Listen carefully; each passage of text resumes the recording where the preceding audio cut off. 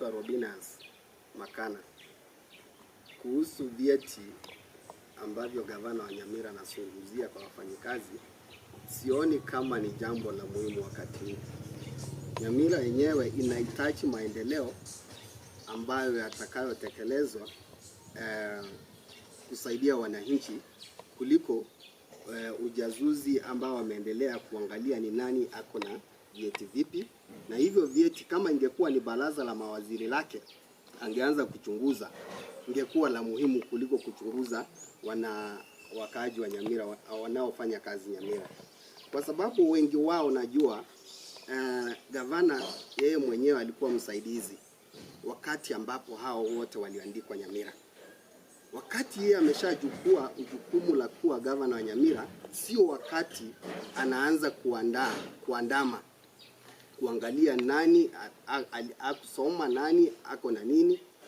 Lakini Nyamira kama kaunti yetu inahitaji maendeleo ambayo ni ya muhimu kuliko wakati huo anaowachunguza hao, kwa sababu najua ameathiri familia hizo. Tegemeo lao ni mapato wanaopata kutoka Nyamira. Kwa hivyo sioni haja ya gavana kufanya hivyo wakati huu. Masaba, kitu ambacho nitakachosema wakati huu ni wakati wa kuangalia Wanakitutu Masaba wamefanyiwa kazi na mbunge saizi alihoko Yesairo. Acha afanye kazi yake.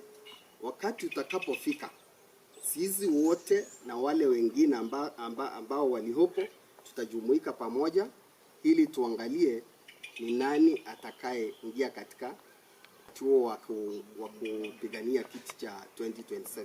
Lakini saa hizi mimi mwenyewe najitolea kusaidia, kwa sababu najua Kitutu Masaba ni kubwa. Na mimi kama mkaaji, kama nyumbani kwetu ni Kitutu Masaba, na mimi niko na jukumu la kuangalia ni wapi nitakaposaidia wakati huu. Lakini ikifika wakati wa siasa tutatamuka na tutapata mwelekeo thabiti. Wanakuogopa eti umejipanga sawasawa, eti wewe ni mtu ya nguvu. Mtu wa nguvu sana. Kujipanga sawasawa ni ile kutoa usaidizi kwa wananchi tu, lakini sio Kitutu Masaba tu, pia unasaidia katika maeneo mengine ya Nyamira, West, Mugrango, Borabu, North, pia nashughulika huko kuwasaidia wakaaji wetu wa Nyamira.